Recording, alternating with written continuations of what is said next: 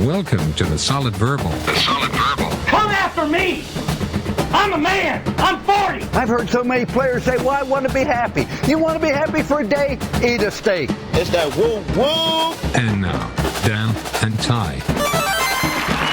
Welcome back to the Solid Verbal, boys and girls. Ty Hildebrand here, Dan Rubenstein over there. solidverbal@gmail.com, as always, is our email address. Don't forget, you can also find us on Twitter, on Facebook, on Snapchat, on Instagram, and most importantly, on iTunes at itunes.com/solidverbal. Dan Rubenstein, how was your Thanksgiving? What are you thankful for? I'm thankful for everybody that listens to the show, Ty. That is so supportive. And yeah, that downloads, that emails, that tweets, that, makes this a fun, interactive experience, even when both of our teams are 4-8. Woohoo! 4-8. Boom! And thank you, Ty, for rooting for a team that is the universally hated team of college football and taking all of that shine. I do what I can Oregon. here. I do what I can to make this a fun show. Yeah, so even in years like this, in which we are not personally having fun as it relates to our own teams, I'm so thankful for all the weird fun that we get to have with an incredible group of listeners. That's what I'm thankful for. Should I just do like a full-on heel turn and embrace the darkness of being the bad guy on the show? You're not the bad guy on the show. You're clearly the more likable person between the two of us. Yeah, you're like minus 27.5 on the likable matchup. But I think if you could embrace the fact that you do root for the most hated college football program, that you might find inner peace if you are able to accept that. Oh my gosh. Well, okay. Yeah. Rivalry week is in the books. We'll get into unpacking the 4-8 seasons of Notre Dame and Oregon a little bit later on in the program. But man, what a crazy Saturday night. And I emphasize Saturday night because I was watching the Colorado game and decided, I'm going to go upstairs. I'm going to go to bed. I'll flip it on the TV we have in the bedroom. And Solid Wife Kate was in there. She was actually finishing up watching Love Actually. Okay. So I had the laptop with me, and I had the Colorado game streaming on one side, and I had TweetDeck running on the other, and the Colorado game finished. Naturally. And all of a sudden, it was like that old ESPN commercial where they did the old Y2K test. Y2K test in 3, 2, 1. Oops. You're trying to follow along on Twitter with what's going on, and holy hell, we had Tennessee lose, we had Mark Helfrich rumors, we had Brian Kelly rumors. Is that the Charlie Steiner, follow me to freedom? That's exactly what it is. Okay, just making sure. Yeah. It seemed like a lot broke at once, so trying to follow along on TweetDeck, Solid Wife Kate was next to me. She's like, is there something going on in college football? It was like trying to read the Matrix, Dan, as everyone tweeted simultaneously. So got a little bit hectic there later on in the evening, which we'll do our best to discuss as well. In addition to, we'll talk about all the college football action that transpired on the field in Week 13. Shall we first start with reverbs? Yeah, that'd be a good spot. We need some healing.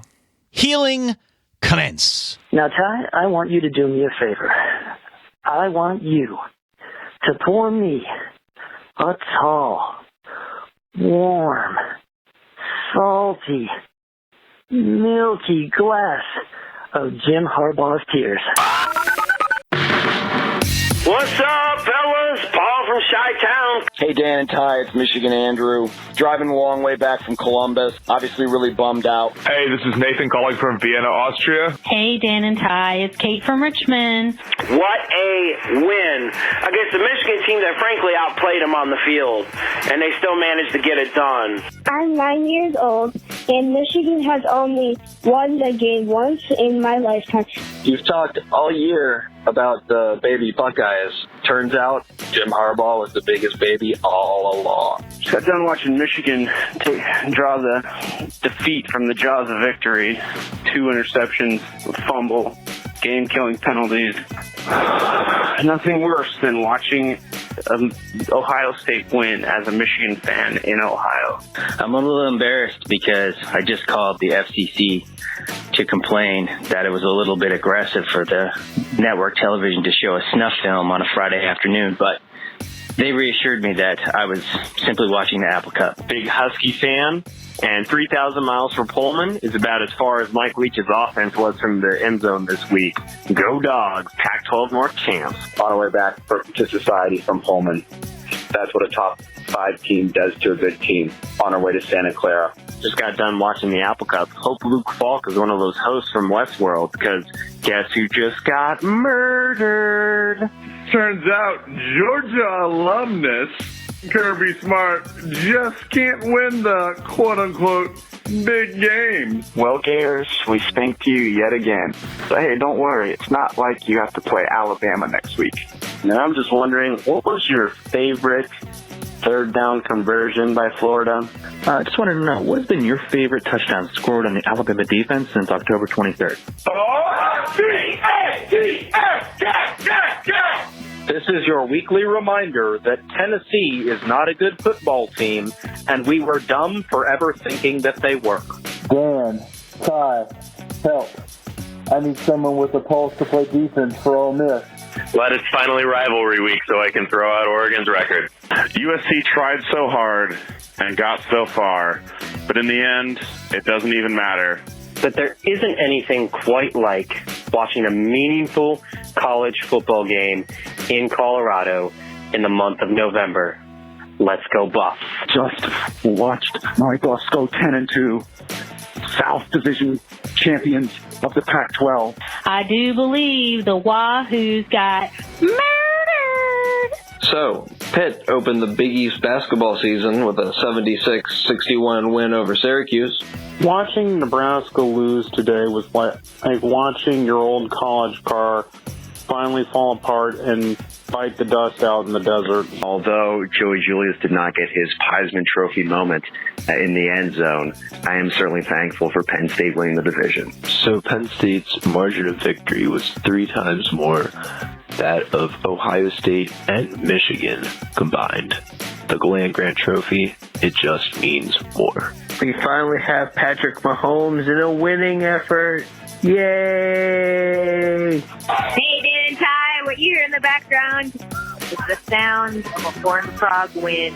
Just calling to say Nevada, a 10-point underdog, goes into Las Vegas and gets a 5-touchdown win over UNLV. Brings home the Fremont Cannon.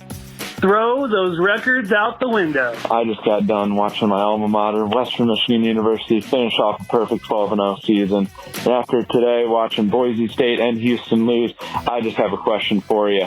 Which group of 5 team are they going to rank above Western Michigan this week? Go Broncos, row the boat. Just wondering if you guys got stuck having to watch the NFL football games on Thursday, your Thanksgiving, saying he went to that school, he went to that school, he went to that school, he went to that school. All right, thank you again for calling in. 408-VERBAL-1, 408-837-2251. Big thanks to our friend Taylor from Talking Terps, who compiles those fine reverbs each and every week. The best. He will be at the Army-Navy game. Nice. He will be at the Army-Navy game representing the Solid Verbal, getting some interviews and some quotes from fans and the like. So we'll discuss that a little bit more in the coming weeks. But yeah, we're going to have a presence at Army-Navy. Big thanks to Army-Navy for inviting us to take part in the festivities. I like hearing that. So I guess we should start with Ohio State-Michigan, right? Yeah, the silver medal game of the Big Ten East. Yeah. The silver medal game to end all silver medal games, right? Yeah. Fight for the right to run up in the Big Ten East. Ohio State 30, Michigan 27. It went to double overtime. Mm-hmm. What was to you the most interesting storyline and or player in this football game, Dan? The most interesting player to me was Wilton Speight, because there's a strong case to be made that he was both the best quarterback in this game and the worst thing to happen to the scoreboard for Michigan in this game, with his backbreaking pick 6 and another interception, which soon got piled on top of by a Jim Harbaugh unsportsmanlike penalty, whatever it was called, the sideline penalty. Yeah. Put Ohio State in prime position to score their second touchdown and the final touchdown of regulation for Ohio State. So people are going to point, Michigan people are going to point to officiating, and certainly there were calls that went against Michigan. Certainly there was the call that it was unclear how officials could reverse the 4th and 1 play, even if it looked like it just wasn't definitive with the call on the field. And also, Ty, to be fair, the drives in this game, and I'm pulling up the drive chart right in front of me right now. These were Michigan's first 7 drives. Yep. First 6 drives. Punt, punt, field goal, punt, punt, interception. It is a difficult thing to blame anything but your own team when that's how you start the game out, right up until halftime. And then after their touchdown at the beginning of the second half, when they looked like they were in control, interception, punt, punt, punt, end of game. Yep. So to me, the story is both offensive lines looked completely overwhelmed by very good defenses. JT Barrett has not been the same quarterback all season long and has had a particularly underwhelming season this year, just like overthrowing people, taking a ton of time to read defenses, and the fact that Wilton Speight played injured and made some huge throws. That was also of note to me. Yeah, I mean, you mentioned JT Barrett, and you hit all the right points, by the way. You mentioned Wilton Speight. Basically, his 2 most significant completions were to Ohio State, one early, one late.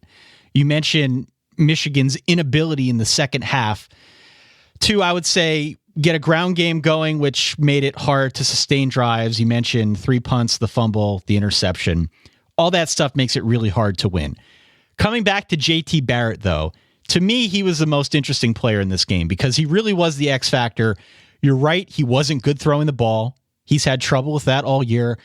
Kirk Herbstreit mentioned on the broadcast how uncomfortable he looked in the pocket.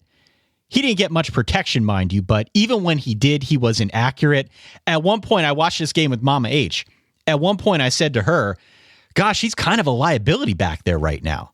Yeah. You just didn't know what was going to happen when he threw the ball. He was making dumb decisions. It could have come off the swivel there, but it didn't. To his credit, he got it going with his legs.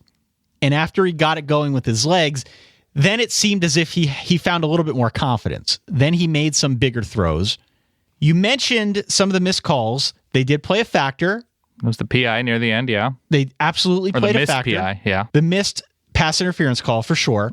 Mm-hmm. I'm not going to point to that as the sole reason why Michigan lost this game, but it would be negligent to not admit that it played a factor. Sure. Ohio State now in position A. Works out absolutely perfectly for them. They don't got to play next week. They don't got to risk losing to Wisconsin. They don't have to risk injury. Essentially, they are on bye until New Year's Eve, barring some late change of fate here in which the committee decides to bounce them out, which does not seem probable. JT Barrett, for as clutch as he was with his legs, and this was, I think Ryan Nanny looked this up, on dropbacks, his yards per attempt, so erasing sacks, his yards per dropback attempt, 3.1 in a winning effort. Wow. That's incredible. This was the best game of the day, Dan. I'm glad we had it. It was fun to watch.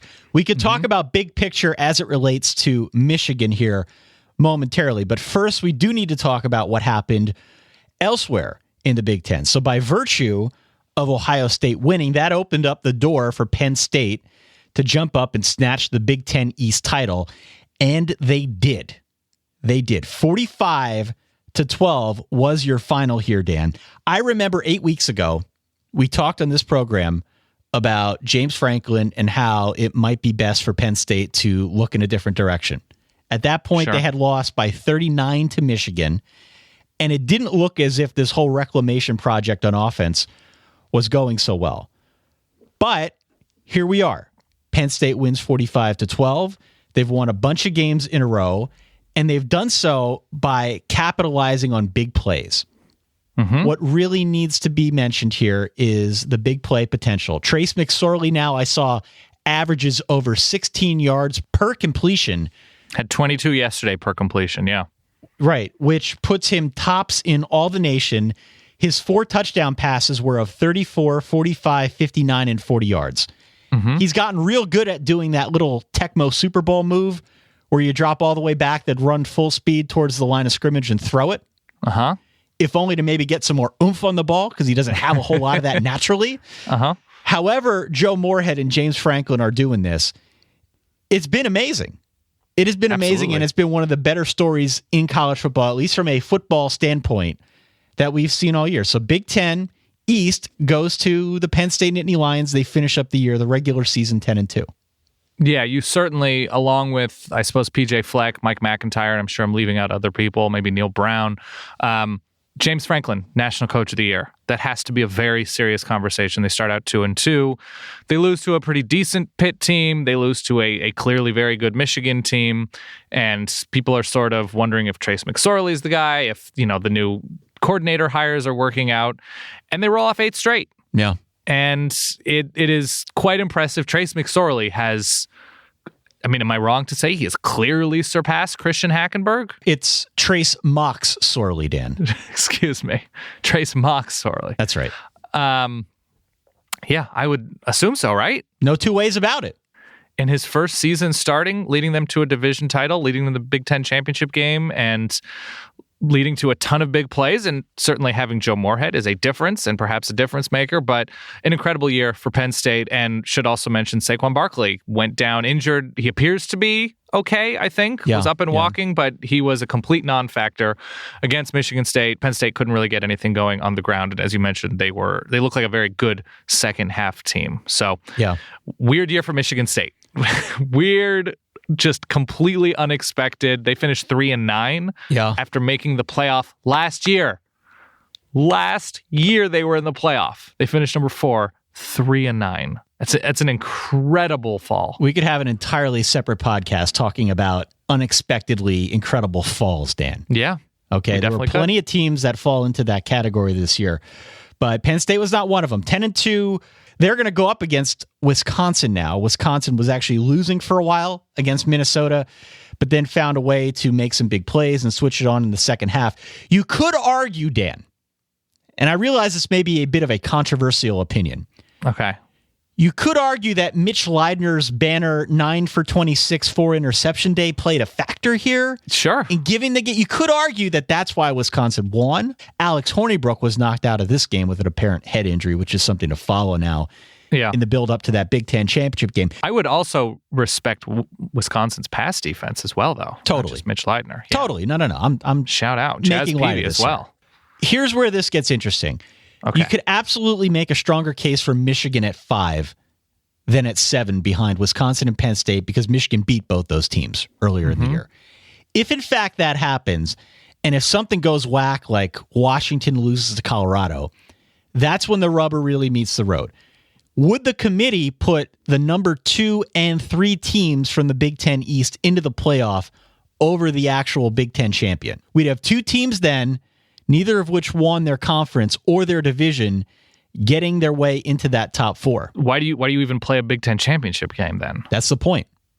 What is the point? Why are you going through the motions of like rewarding a team for winning a conference and not putting them? Penn State beat Ohio State. That is a fact. That is a thing that happened. Wisconsin lost by a touchdown at Michigan. That is a thing that is not a decisive victory. I mean, it's great. Michigan has that resume chip. Michigan lost to Iowa scoring nothing. Michigan's offense in November has been atrocious, right? They're in the 80s, I think, in yards per play in November. And these aren't necessarily all Jim Harbaugh's players. I get that. But we're talking about deep running back core, deep receiving core. Michigan in the playoff would be so boring. Here's my point, though. All right. And I'm not necessarily arguing with you. All I'm saying is as of now, there's probably a stronger case for them at 5 than there is for them at 7. If they put them at 5, and if in fact we've got a really tight win by Penn State, let's say in the Big Ten championship, is there a case to be made for Michigan in that playoff? I think it gets interesting. I'm not sure I agree with it, but just saying. It's a much stronger case for Ohio State with the win over Michigan and with a semblance of a complete team. That they scored 60 points against Nebraska, and they score a ton at Oklahoma. With Michigan, I'm not arguing against Ohio State, right? No, I'm saying, but if we're comparing Big Ten at large possibilities, I don't think there's any way Michigan gets in. Let's move on. We'll come back to the Big Ten a little bit later. Yeah. Let's talk about the Apple Cup. The Apple Cup had a lot riding on it, the most riding on it in forever. And Lock of the week. If we could worship at the altar of Ty for a quick second, Dan. Let's. I've got my robes on. Could you, I just need someone to jog my memory here. Uh-huh. Do you remember what I predicted as the final score in this game? I think you had Washington pretty comfortably. I think I had Washington 49-17. Okay. That's pretty close. Final score here, 45-17, Dan. Mm-hmm. This game was over at halftime. Maybe even before then. If you had something to do early evening on Friday, dog, you had plenty of time. Mm-hmm. Plenty of time. Washington wins the Pac-12 North. They finish 11-1. Wazoo finishes second in the North. A great season for them. They started with back-to-back losses. They close out with back-to-back losses. They win the 8 in the middle. Great season for them. Washington looked impressive. They needed to come into this game. They needed to blow the doors off Washington State in Pullman, and they did just that. How much of this game did you watch? A good amount. I missed the first couple touchdowns because I was in the air flying back from LA, but once I finally got Fox Sports Go working on my phone, which took a little bit, Ty. Always does. The most user-friendly app. I watched pretty much the rest of this game alongside the other couple games that were on. At that time, Washington State clearly tried to stop Washington on the ground and force Jake Browning to beat them and try to count on their secondary, and Jake Browning did so. Yep. Washington has a really strong receiving core. They were led by Dante Pettis in this game. He's had an in-and-out sort of year in terms of relevance. It's been mostly John Ross and Chico McClatcher, but they were great. And as soon as Washington State seemed to get a little bit of hope I think it was the third quarter, Washington State controlled this game. They pulled it was like 35-17 in the red zone, knocking on 35-24, and Luke Falk threw a pick. Yeah, so, really nice win for Washington. And they now have Colorado, which we'll, I suppose, mention momentarily. And if they comfortably beat Colorado on a neutral field, a terrible field because it's at Levi Stadium. It's an awful field. Neutral field nonetheless. If they comfortably win that game, like 35-20 or something like that, I could not imagine another fringe playoff team getting in over the Huskies. What is so bad about Levi Stadium? All I hear are complaints. So nobody lives where it is. It's in Santa Clara. It's in the middle of the Silicon Valley. It's not in San Francisco. So, teams will fly into San Francisco. People that want to go to games generally work in the city around there. So the traffic is horrible getting there. I think the stadium is laid out in a really screwy way. And for a long time, the turf was just god-awful. I remember the turf was a big liability. Yeah. So the literal field. It's just a bad situation. Well, you're right. If Washington wins, I think they're in. It's hard to imagine someone else sneaking up in front of them to snag that number 4, even number 3 spot. As you mentioned, they do now go up against Colorado. Colorado has had an incredibly charmed season, Dan. Mm-hmm. A little bit of a backdoor cover here for Utah. Yeah. The final was Colorado 27, Utah 22. Utah scored with about a minute and a half left to cover this point spread. If you did stay up to watch, and even if you streamed it in the background while you were watching Love Actually with your wife, this is a pretty good football game. It was close until late, right? It was close until late. That's when Colorado returned a fumble for a touchdown to go up 11. Their defense held on. Their defense looked solid. Their defense forced 4 turnovers for Utah. It's really tough if you're Utah to win with 4 turnovers. It's really tough when you've got a team on the other side that is not committing any penalties at all. 0 penalties if you look at the box score. Tough. It's tough to win when you're turning it over 4 times and you're going up against a team in Colorado that's not beating themselves. Now, Colorado did have some turnovers as well. But the point remains that this team all year has been really good at not beating itself. They've been really fundamentally sound. They've gotten better at quarterback. They've gotten better at running back. They've just been really solid across the board, and especially on defense. So if you're looking for reasons why, how could this possibly happen? That's why. They've just been solid across the board. Yeah, and they were unlucky these past couple seasons getting really close, and finally they break through with the defense of all things. Colorado has had a magnificent season. They certainly have a chance against Washington because of good quarterback play and good defense. They ran the ball all right, nothing special, but I like Phillip Lindsay as a running back. And if they can limit the turnovers and play the kind of defense that they've been capable of, and I imagine that they'll be able to keep Washington down a bit through the air, Colorado has a fighting chance. It was fun to see, and Utah you're right. They shot themselves in the foot a ton. It wasn't even just the turnovers, just drop after drop after drop. They did not have the focus going in and during the duration of the game to win. And good for Colorado to hold on. Can Colorado beat Washington? Sure. Yeah. The key, it seems right now, what we saw from USC is really good defensive back play. We saw Dory Jackson. We saw Biggie Marshall for USC be physical, be in the face of Washington receivers who are good, but they're not particularly big, so they can be muscled a little bit. And I feel like that is a distinct possibility. If Colorado's able to get a couple short fields, turn USC over a couple of times, we've seen Sam Darnold make some dumb mistakes as a redshirt freshman. Colorado can put itself in position with good defense, good coaching, and they need to hit on a couple bombs to Shea Fields or Devin Ross, whoever. Yeah. They need to be able to string together good things, and they can't hope for back and forth. That's where I think it gets tricky. They need to go on like a big second or third quarter run, and then absolutely. Let's go over to the ACC, and we'll talk about the SEC as well, because just given the way that the schedule worked out, some of these games were a bit intertwined. First and foremost, we'll mention that no hiccups at all from Clemson. They win 56-7 over South Carolina. Deshaun Watson threw 6 touchdown passes. Clemson had a 41-14 edge in first downs. They now have a game against Virginia Tech. These two teams did not play during the regular season, but Tech, for their part, didn't hiccup either. They won by 42 against Virginia. Not a shocker that they would look sharp against Virginia, but I like the fact that Justin Fuente left no doubt. He ran it up. He wasn't looking ahead to a matchup with Clemson. He took care of the matter at hand. They finished the year 9-3, and Virginia obviously still has a lot of work to do at 2-10. But Clemson, Virginia Tech, I think, is a losable game for Clemson. All in all, an extraordinarily successful season for Justin Fuente's first year.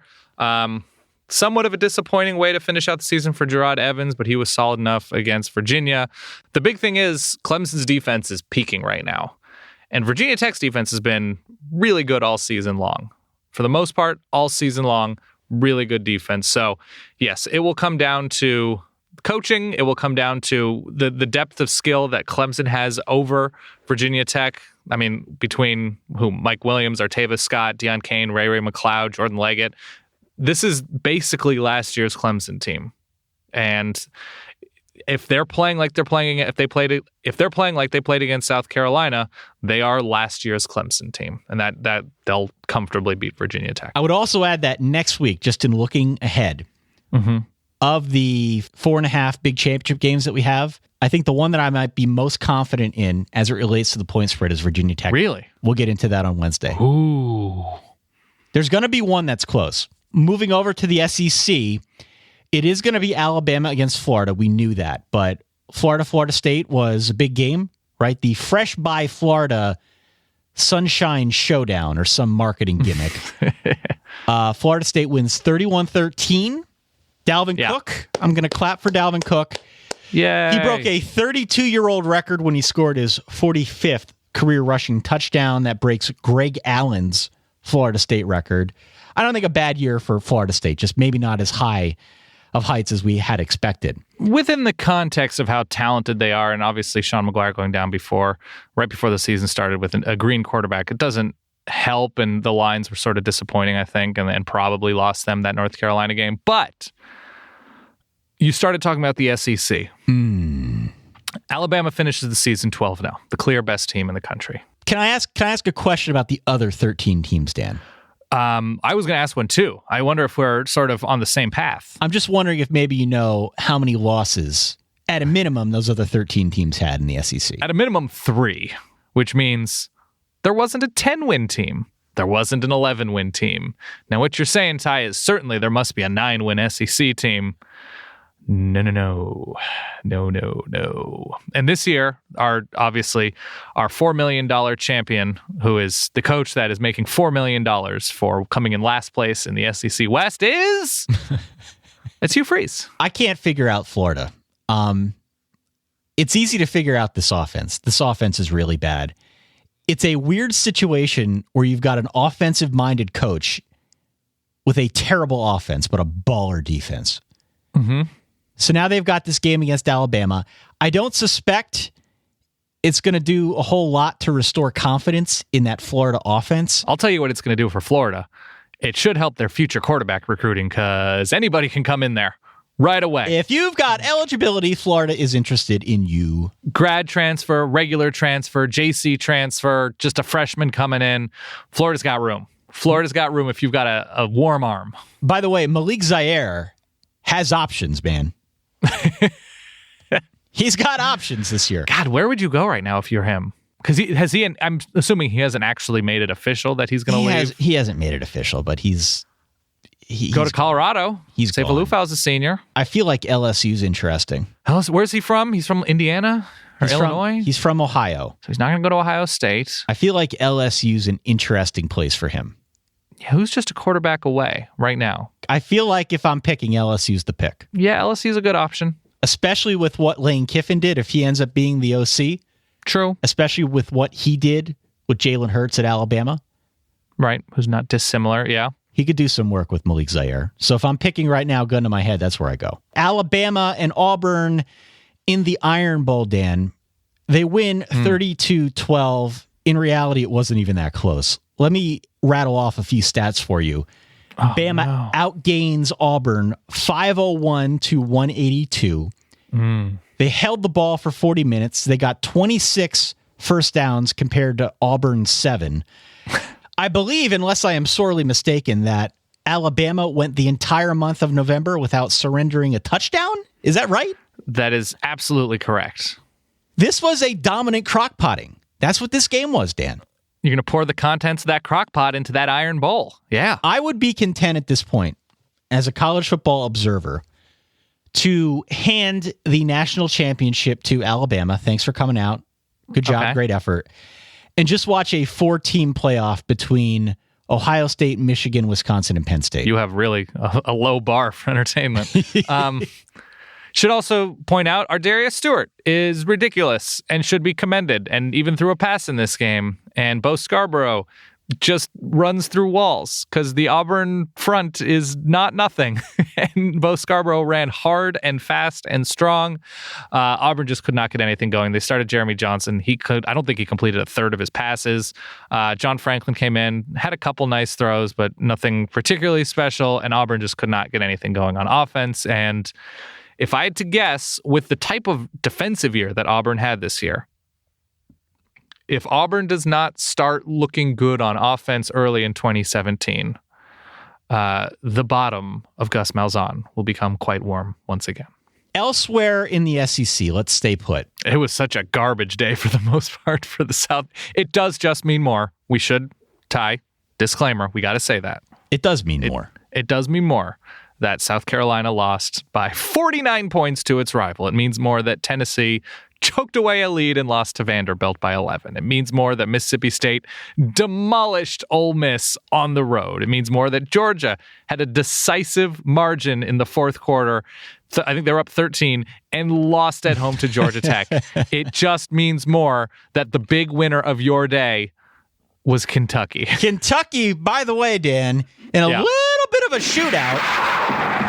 Oh, yeah. A shootout we did not see coming, but they win against Louisville, Dan. You know, Lamar Jackson had great numbers, okay? 281 passing, 171 on the ground, 4 total touchdowns, blah, blah, blah. Right. But when it counted most, Dan, in Papa John's Cardinal Stadium, Lamar Jackson didn't deliver. No, he did not. Got to deliver in the Pizza Stadium, Dan. Always. 3 interceptions, a fumble. That gave Kentucky's Austin McGinnis a crack at a 47-yard field goal. And he nailed it. He did. 41-38 on the road, Papa John's Cardinal Stadium. Kentucky ends up 7-5. Louisville 9-3. Sort of a turd in the Punch Bowl to end your season, losing to your in-state rival in Kentucky. But a week after losing on the national stage in embarrassing fashion against Houston. Absolutely. Kentucky was sort of the big winner in the SEC. Mississippi State won handily over Ole Miss 55-20. Nick Fitzgerald with a monster game on the ground. Dan Mullen really won in the post game, right? A little punchy. Did you catch the audio? Cigar? Did you catch his audio? A reporter asked him who they beat out for Nick Fitzgerald in the recruiting days. And he had a cigar in his mouth. And who do we beat out? UT Chattanooga.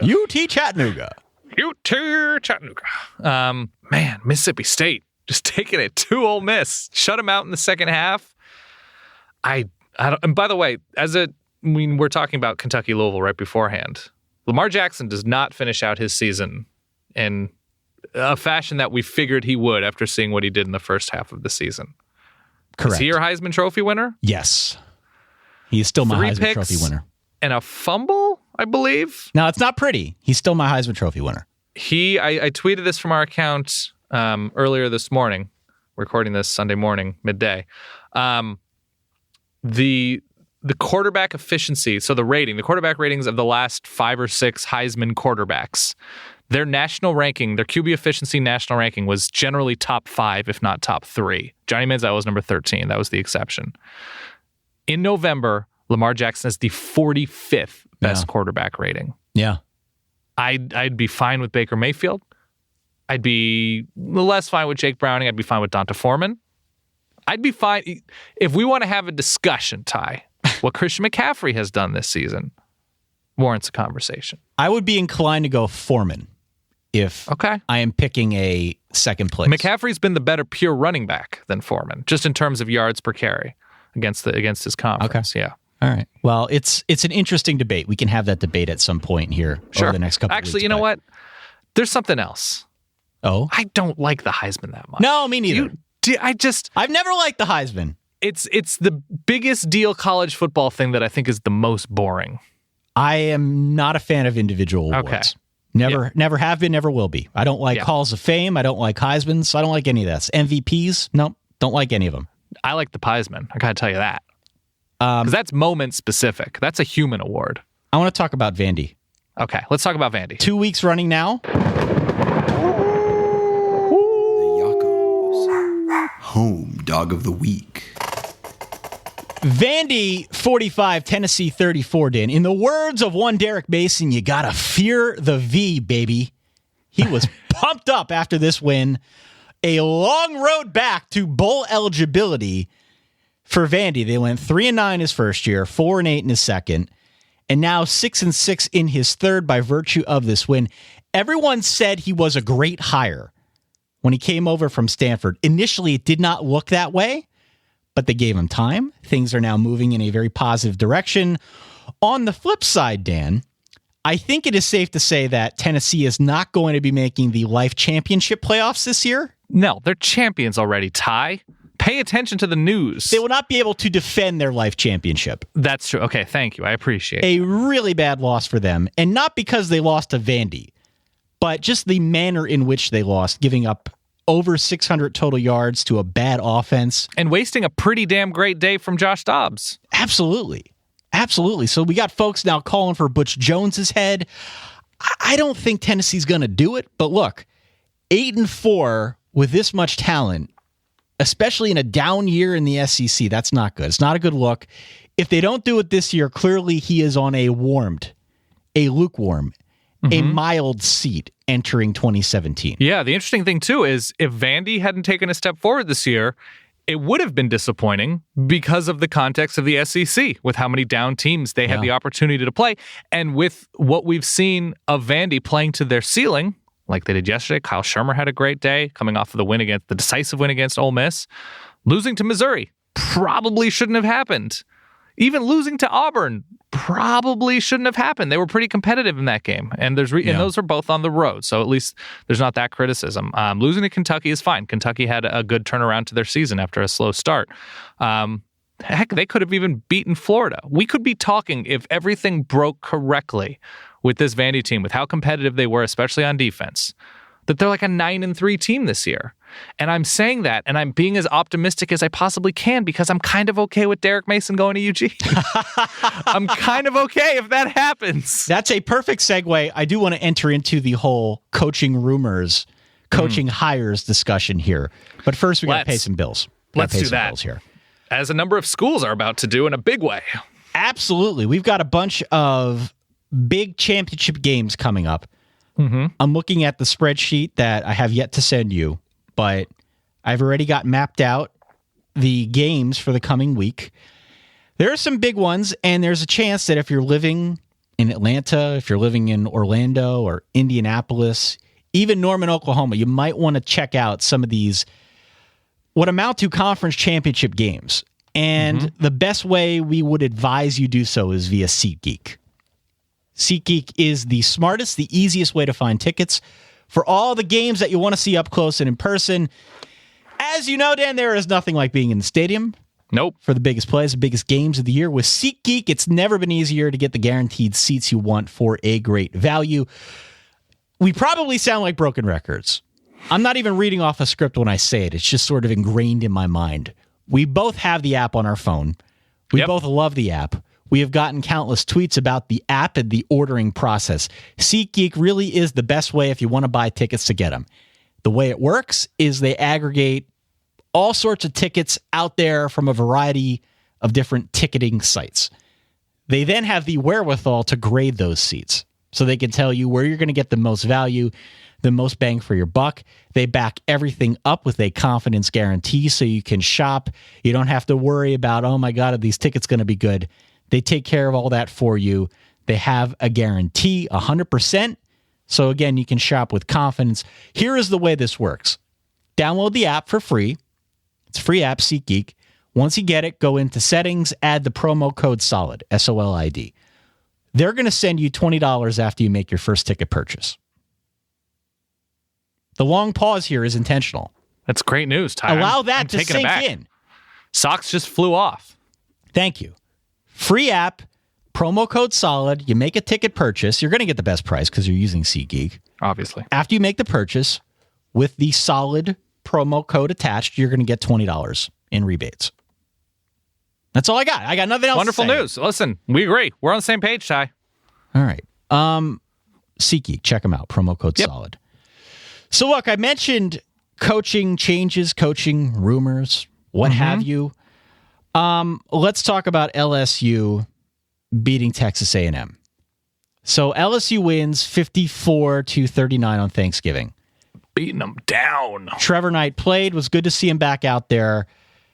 Darius Geis had other business to attend to, rushing for 4 touchdowns and 280 some odd yards.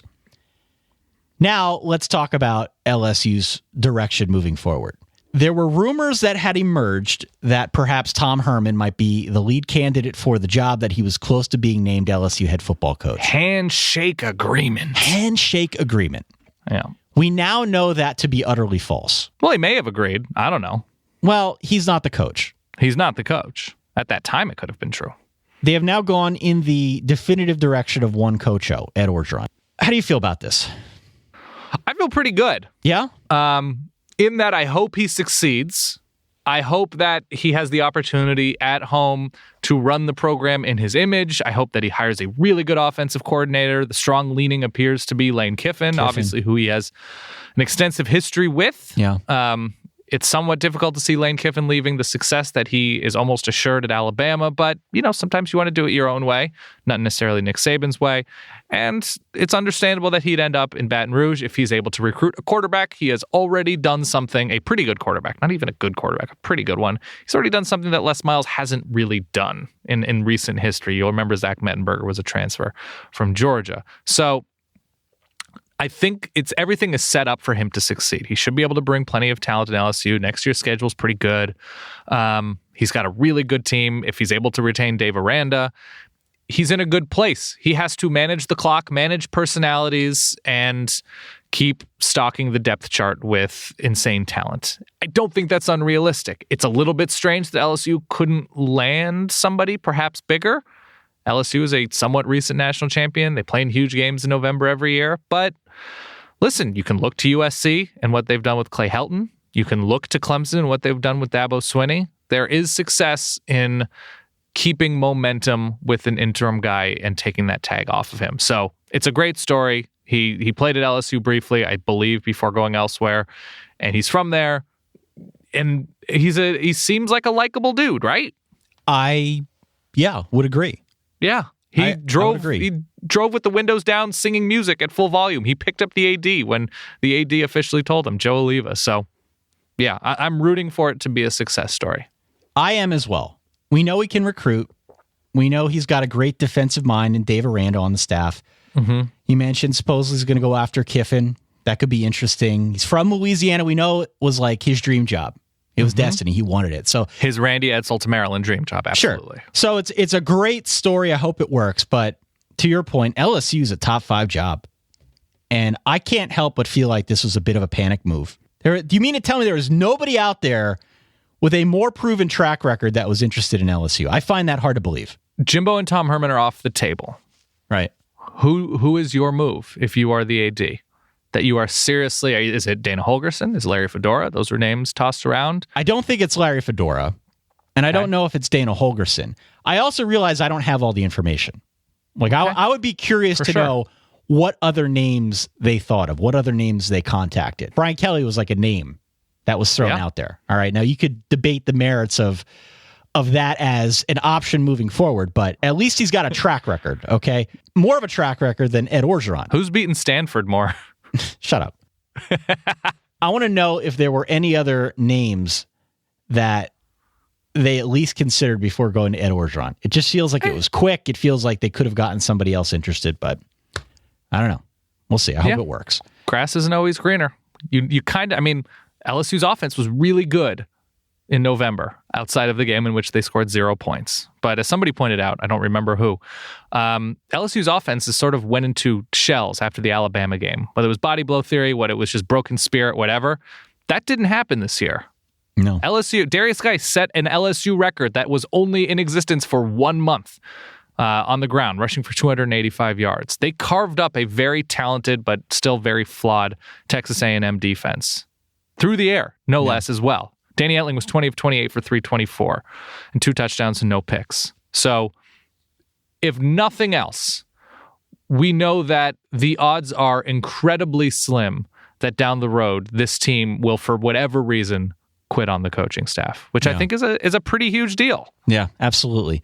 All right, the other coaching news, the big one, it came after Texas lost 31-9. Dan, I was under the impression that Texas players weren't going to boycott this game. This fake news thing we got going on is really a problem. Oh, it's tricky, Ty. You got to pay very close attention to the URLs. You don't know who to trust anymore. Yeah. After that loss, Texas makes the move. They get rid of Charlie Strong, who by all accounts is a good guy, but it didn't work. I think we're in agreement. They very quickly then move to Tom Herman. Tom Herman is the new coach at Texas. Thankfully, it wasn't a long, drawn-out process. It made a ton of sense. He was once a GA under Mac Brown. He has supposedly wanted this job for years, and he got it. I am rooting for Tom Herman. He's a 2-time guest of the Solid Verbal. Maybe we'll get him on again. I hope It'd be nice to talk to him and see what his plan is for moving the Longhorns forward in the future. But you know, the worst kept secret is no longer a secret. Tom Herman now at Texas, and you have to believe that he is set up well for success. I think so. Yeah, the secret sauce of Tom Herman at Houston was one, he only had 2 years there, so he was not coaching a majority of his own players that he recruited to Houston with that H-Town takeover. That's right. And number two, he did it with defense. The Todd Orlando defense that they ran these past couple of seasons, Todd Orlando, I believe, came over from Utah State, was extraordinary, especially against the run. And I posted it this morning. Houston this year, their offense, yards per play against just FBS teams, 62nd in September, 88th in October, 101st in November nationally. This wasn't a team that was blowing teams out and was super efficient offensively. I know Greg Ward was dealing with injury issues for a good chunk of the middle of the season, but if Texas is going to succeed in the short term, it feels like it's probably, and Shane Buechele is the quarterback of the future, and there are good things. I know there are rumors about Kyle Allen, the former Texas A&M player who went to Houston, who now might follow Tom. Who knows? But right now, Texas is getting a coach who hires a really good staff And I know there was some holdup of over Major Applewhite coming to Texas, and I know he's going to interview for the Houston job because of an outstanding lawsuit with Texas in a situation when he was there. It's a really good hire. He should be able to continue to recruit extraordinarily well. And I'm curious to see what Texas does defensively, because that has been the issue. It really has. That has been, and it will be pretty fun, I imagine, but we'll see. The sample size that we have on Tom Herman as a head coach is pretty small. I do think, and listen, Charlie Strong earned the firing. He did. You just can't lose to Kansas. You can't have a third year and not improve, but he was pouring through some low-level talent and depth chart early. Agree. It was a climb that he got them out of. He will catch on somewhere else, and he'll be successful. I think he's a good coach. It was a bad situation, and it always felt like a bit of an awkward fit. We've been talking about it for 3 years now. And it always felt like a little bit of an awkward fit. They never fully embraced him, but okay, he's gone. Next, let's talk about Oregon. Let's talk about Oregon. Oregon did go 4-8. I didn't see as many 4-8 articles posted about Oregon. People like Oregon. I didn't see the 4-8 record bolded 9 times anywhere else, but okay. Yeah.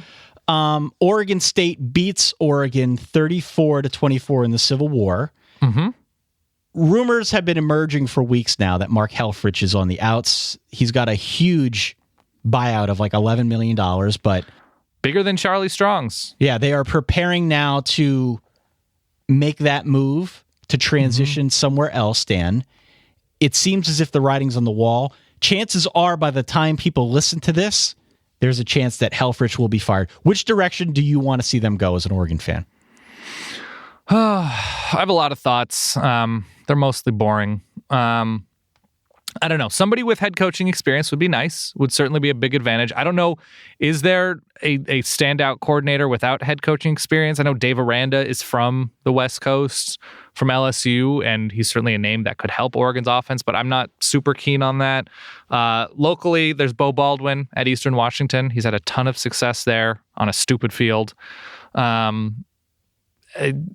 He just hasn't really done anything else other than coach in the state of Washington at a lower level. And I get that. And it's, Jim Tressel, they're guys that have come from that level to succeed at big places. Of viable candidates that have head coaching experience and have done big things recently, PJ Fleck is a big name. He's been sort of tied to Purdue, and it's unclear if he'll leave the Midwest or the environs thereof, somewhere around the Midwest. I mentioned Derek Mason. I wouldn't hate somebody who is under 45 with a defensive background, a West Coast background, and could potentially hire an intriguing young up-and-coming offensive staff. Derek Mason sort of fits that. I wish Matt Rule coached in Utah rather than Pennsylvania. That would be a little bit better for me. Willie Taggart's an interesting name with what Quentin Flowers has been able to do in the offense. That sort of power spread offense that he's running at USF really successfully this year should be mentioned. Other than that, Mike McIntyre's done a great job. I don't think his eyes are looking west. I think he's sort of facing east if he's to go anywhere after Colorado. I don't think there is just that candidate. Scott Frost, I don't believe is going to take the job. I don't think Scott Frost is going to take the job of his former boss. I don't see that happening. Brian Harsin to me doesn't do it. No. I'm not that excited about Brian Harsin. PJ Fleck is exciting. He turns 36 next week. He's never been west of the Mississippi. That's a problem. I think that's a problem. I think he's a good coach. I think he could make it work. I think that's a problem. I'm always leery when a guy's going outside his comfort zone. I just don't know how many comfort zone candidates there are out west.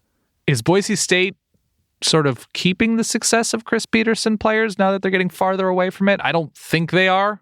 They lost to Air Force again yesterday. Jeremy McNichols had an incredible season at running back for Boise State this year, so there's that. And Brett Rippin's been good. I mean, he's done a good job with the offense, but he's been pretty good, yeah. The good thing about Harsin or Taggart or Derek Mason is that there's at least some West Coast familiarity and experience. Yeah. Well, Matt Rule, I think, spent a year at UCLA 10, 12, 14 years ago. Yeah. I don't know if any of the names I've heard are enough to get you truly excited if you're an Oregon fan, but we'll see. We'll see which direction they go. The other coaching rumor is one that emerged, and while we're talking about Oregon, we might as well talk about Notre Dame.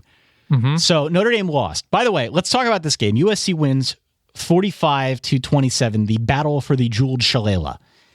A lot to discuss here on the coaching front, but we need to talk about the ending to this game. Did you see the way this game ended? Nope. So the line was 17.5. Oh, yeah, okay. I saw this, yeah. USC was up 24. Malik Zaire comes in, throws a touchdown pass. He makes it 45-27. 18 points. Brian Kelly says, we're not playing for the backdoor cover. Dog, we're playing for the win. He goes for 2. The attempt fails. USC wins by 18 and barely gets a front door cover. I wonder how many times you've played that doorbell sound effect and people have like, wait, what? And have looked to their own front door. Because I just looked outside of the VO booth where there definitely isn't a doorbell, but I was like, huh, somebody here? It's a very realistic sounding doorbell. It's great. It's great. So Notre Dame, no answer for Dory Jackson, and I don't really want to talk too much about the game. I'm a bitter Notre Dame fan at this point, if that's not already glaringly obvious. What is your takeaway from the extraordinarily disappointing Notre Dame 2016 season, a year after making what they were a top 10 team and in the Fiesta Bowl? Extraordinarily disappointing. I think the whole quarterback derby that led off the season was a great distraction from the fact that Notre Dame lost a ton on defense that it could never recover from. Jalen Smith was good enough to cover up a lot of sins last year. Yeah. And weird phrasing from you, by the way. Thank you. Yeah. Especially at a Catholic institution. And I think we overlooked how good he was. Everyone focused their eyes on Malik Zaire against Deshaun Kaiser. Now, as far as that goes, by not giving the quarterback position to one or the other forcefully and confidently, I think that was a mistake in hindsight. So that didn't help the offense. And then on defense, look, they just lost a lot. Standards that Brian Kelly set early on. And so now we're at this point where the defense fell way short of expectations, working with a young lineup of guys both along the line and in the secondary. A top-to-bottom evaluation is necessary. It's very strange to see a team fall off that much with mostly really good quarterback play. Yeah. And you know what? The teams that they lost to weren't that good. No, they weren't. There was that too. But one of the teams that they lost to, Ty, should be commended endlessly. That'd be the Navy midshipmen. 75-31, Dan. Yeah. 75-31. Just got murdered over SMU. And a not bad SMU team. Not great, but Navy is just putting it on people. So how many points did they score the week before? 66 at ECU, 75 at SMU. How many times has Navy punted in the month of November, Ty? Not once, but twice. Twice. 2 times. 2 times in all of November. Your ears do not deceive you. Navy has punted twice in 1 month. The Notre Dame game, does it not? Yep. That also includes a game against a good Tulsa team. That's incredible. What a year for Ken Niumatalolo, especially after losing Keenan Reynolds. Almost 500 rushing yards in this game for Navy. Yep, and they will play Temple in the American Championship game, and then they'll play Army. All right, let's go rapid fire around the country. Let's do that. Some games we didn't discuss, a bunch of rivalries mixed in here. Back to the Big Ten. Iowa 40, Nebraska 10. 2 scoring plays of 75 and 77 yards in the first quarter here for Iowa. Not noted for being a big play kind of team. No. But they get the job done. They go ahead early. Nebraska is playing catch up the whole game. So Iowa wins. They finish 8-4. Nebraska finishes up at 9-3. And all things considered, with where Iowa was mid-season, having lost to North Dakota State early on, which is defensible, but Iowa's in the Rose Bowl last year. That probably should not have happened. Iowa's defense, really good this year. Iowa's defense, really, really good. Offense just could not keep up for a good chunk of the year, but finishing out in 8-4, all things considered, a pretty successful year for the Hawkeyes. Good for them. The old Oaken Bucket goes to Indiana, 26-24 over Purdue. An ugly game, 7 turnovers. Neither team had more than 269 yards of offense. Indiana needed to win this one to get bowl eligible, and they got it. Yep. So 6-6 for Kevin Wilson. A great defensive turnaround for Indiana, led by Tom Allen, who they brought over from USF. Did a great job. And Richard Lego in the first year of his starting campaign, a pretty decent year. Agreed. Absolutely. Okay. The Land of Lincoln Trophy goes to Northwestern. They win 42-21 over Illinois. Illinois took home that hat. That's right. Illinois finishes 3-9. Northwestern also needed this one to get bowl eligible, and they got it. They get the hat. Yep. And Maryland also gets bowl eligible. They are the 10th team from the Big Ten to get bowl eligible by beating Rutgers 31-13. Rutgers finishes a dismal 2-10. In the ACC, the Carolina State rivalry goes to NC State. It's not a great year to finish. It's not a great finish to the year of North Carolina. No, not at all. They just let up a lot early on and couldn't crawl their way back. Gotta hope they'll improve defensively next year. Mitch Trubisky's super promising. At least showed it in the first half of the season. Not a great end to their season. No. Not a great end to the season for Larry Fedora losing to Duke and North Carolina State. Those are the two losses that are going to stick in your craw if you're a North Carolina fan. Fedora did not do much to bolster his resume here. He's a name that's been thrown about as a potential for a bunch of openings in and around college football. 8-4 is not the record you want. 10-2 would have been much better, but Duke and NC State are going to stick in your craw. NC State, good for them. It kind of came off the swivel for them a little earlier this season. Once they got eligible. Once they got into the meat of their schedule, it was slow going, but they are now bowl eligible as well. So good for them. 28-21. And then the clean old-fashioned hate game. Wow. You mentioned it briefly. Georgia Tech wins 28-27. Georgia had all the momentum in the second half. They were up 13. They let Tech hang around. They score in a long touchdown drive midway through the fourth quarter, and then Jacob Eason throws a killer pick, throws it behind Terry Godwin. It deflects off into the waiting arms of Lance Austin for Georgia Tech. Tech gets the short field, 3 minutes left. They march down the field. They try the gadget play. It doesn't work, but Quay Searcy sees the light, Dan. He runs up the middle, gets the touchdown. Georgia Tech finishes up with a quiet 8-4.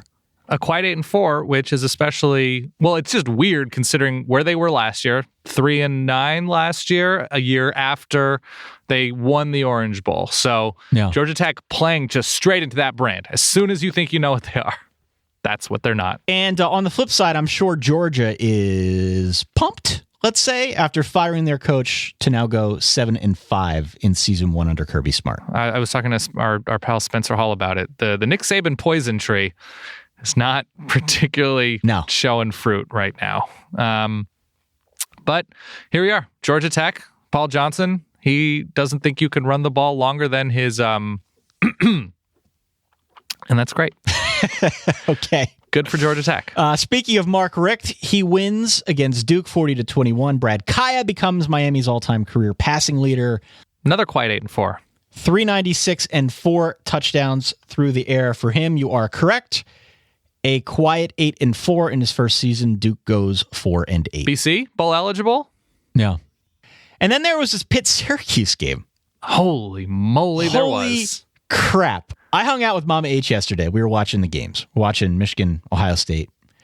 She read the score off to me, and I asked her to double check that she wasn't looking at a basketball score. That was my exact reaction. That was my literal exact reaction. 168 yards for Syracuse, 644 for Pitt, 393 on the ground for Pitt. Dan, 17 drives in the second half of this game. If you count the pick 6 that Syracuse threw, 12 of these drives resulted in touchdowns. Not much defense in the second half of this game. On how many plays did Pitt score 76 points, Ty? Do you have that in front of you? 59! Like an NFL game, 59 plays. Yeah. It's unbelievable. They didn't throw it 20 times to get to 76 points. Not so. Syracuse scored 61 with their backup quarterback, Zach Mahoney, in for Eric Dungy. If there was not a Syracuse student at this game with a Mahoney's Cajones poster, I will be sorely disappointed. He showed him in this game. In a minimum of 3 games against ranked teams, which quarterback nationally is the most efficient? The answer is Nate Peterman. Yeah, Mr. Peterman. Nate Peterman, 9 touchdowns, 2 picks, rating of 155, about 8 yards per attempt. completing about 60% of his passes. That's an incredible year. All right, let's go to the SEC. Not a rivalry per se. We actually didn't mention this game on Wednesday, and we heard about it from some Arkansas fans. After Arkansas lost 28-24, we heard from some of the same fans who said, "You know what? You don't have to talk about this one if you don't want to. Seriously, it's fine if you got other stuff to discuss. You don't need to go back through this one. It's fine." Arkansas with a historically bad defensive season. Yeah, what was the stat you dug up? CFBstats.com goes back to 2008 with their stats, and no Power 5 team, no team period versus their conference has been as bad in allowing yards per play. 7.8 yards per play against the SEC this year. Damn. And that's with pretty much shutting down Florida. If not for the Florida game, it'd be at 8.2. Jeez. Which is just god-awful. It is so bad. Brett Bielema's got to be in the hot seat next year, don't you think? It's a little warmer. I mean, every seat with Brett Bielema is warm, but next year is going to be especially temperate. Arkansas finishes up at 7-5. Missouri and Barry Odom go 4-8 in year one. Okay.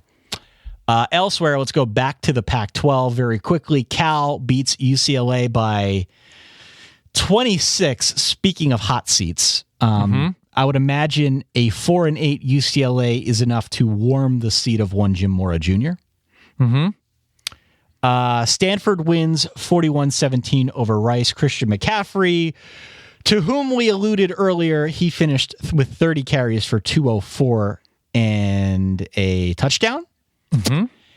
And then there was the Friday news dump game between Arizona and Arizona State. Arizona wins by a 56-35 margin. They win the Territorial Cup. ASU starts out 4-0, finishes 1-7. Not good. Not good. And finally, the Big 12, West Virginia beats Iowa State by 30. Texas Tech and Patrick Mahomes win against Baylor 54-35. And Kansas State wins 34-19. They win the Sunflower Cup, or whatever they call it. Memphis loses Tom Herman's last game. Memphis wins Tom Herman's last game. They beat Houston late. Riley Ferguson had a really nice year, had a really nice game. Western Michigan is 12-0. We should not have saved that till the end, but that is true. One of the worst onside kicks I've ever seen in my life was in this game. They beat Logan Woodside in Toledo, perhaps the best quarterback in the conference if it's not for Zach Terrell, I forget which it is, who's been very good for a while. Zach Terrell, who's been good for a while, and I should know how to pronounce his name. New Hampshire 64, Lehigh 21, Dan. Okay, that's all. Just a short one there. That was it? The dream is over. Lehigh loses. Dream. Eastern Michigan is bowl eligible after being god-awful for a long time. That's pretty cool. Should we talk about Texas A&M and what they should be doing moving forward? Yeah. Is the Kevin Sumlin experiment, I mean, he's tried changing everything, and it hasn't really worked out. John Chavis has not worked out as a defensive coordinator, particularly against the run. Let's talk about the job that Kevin Sumlin has done sans Johnny Manziel. It's not pretty. Yeah. Bowling Green completely fell off without Dino Babers, and that's too bad. But Western Kentucky, Jeff Brom is going to make himself some money somewhere. Yeah. The Hilltoppers continue to be very good, following Willie Taggart and Bobby Petrino, turning them around initially, and he has done a really good job with that offense. Baylor packed it in. They started out 6-0, and they're going to finish 0-6. It feels very Big 12 of them. Like, this is them coming back to the pack in the Big 12. Willie Taggart and Quentin Flowers finish off the year really impressively, beating UCF, Scott Frost and UCF. And hey, UCF is bowl eligible. They went 0-12 last year. Yeah. They're 6-6. The Canadian University Football Championship, Dan. Oh, what do we got? They call it the Vanier Cup. It was the 52nd annual Vanier Cup. It was an exciting back and forth affair. Yes, I'm reading this. At Tim Hortons Field, a real place, in Hamilton, Ontario, Canada. Okay. Les Val Rougeaux came from behind multiple times against the Calgary Dinos. I am told that the Dinos mascot is an actual T-Rex, which is pretty cool. I like that. Les Val Rougeaux came from an early 14-0 deficit They scored with 2:33 left in the fourth quarter to take the lead. They win the Canadian University Football Championship, Dan, 31-26. Heck yeah. Just Les like Rougeaux. proving everybody wrong or right who picked them. Hey, Middle Tennessee. They won again. They scored 77. They just are continually good. Shout out to Murfreesboro, Tennessee. All right. San Diego State got murdered unexpectedly. I don't know where that came from, Colorado State, but good for that's Mike Bobo, right? Yeah. So hey, good for Colorado State. Good for the Rams for finishing out the season in impressive fashion. My guy Craig Bowl lost his final game of the season for Wyoming. And Hawaii is bowl eligible after somewhat of a recent disastrous season. So, and BYU 8-4 with that schedule. That's not too shabby. Here's what we're gonna do. We're going to end the show on this. We're going to do lightning round style. We're going to end the show on this very quickly. I'm going to read off the games for this coming week, the championship games, and you're going to guess the point spread. Colorado against Washington. Washington minus 9.5. Washington is now at -7. Oh, okay. Oklahoma State at Oklahoma. Oklahoma State, Oklahoma in Norman, Oklahoma by 8.5. Oklahoma by 13. Okay. That's a big one. Yep. Florida against Alabama. Alabama by 20. 22. Okay. Virginia Tech against Clemson. They play that game in Orlando. Orlando, right? Yeah, okay. Yeah. Clemson by 12.5. 9. Oh, okay. So that's the one I overshoot. And then Penn State, Wisconsin in Indianapolis. Okay. So Wisconsin doesn't throw it anyway, but there won't be wind, there won't be weather. The hands will be warm. I'm gonna say Wisconsin by 3.5. Wisconsin by 3. Oh, boom. Okay, so now we know. I know Big Ten teams that aren't Michigan, Ohio State. Yeah. It's going to be interesting. Thank you to everyone who called in. Got a lot of great calls this week. Thank you to everyone who continues to listen. Thank you to everyone who shared our show throughout this Thanksgiving holiday weekend. We had a ton of new people writing in saying, we just found your show. We love it. Thank you to everyone out there who helps spread word of the verbal. It was a fun regular season. We've got one more week to discuss everything that's going to break down here as we enter into the college football postseason. We would urge you to join us on Wednesday as we preview those games and more. For that guy over there, Dan Rubenstein, for myself, Ty Hildenbrand, thanks again for tuning into the show. Catch you all in a few days. Stay solid. Peace.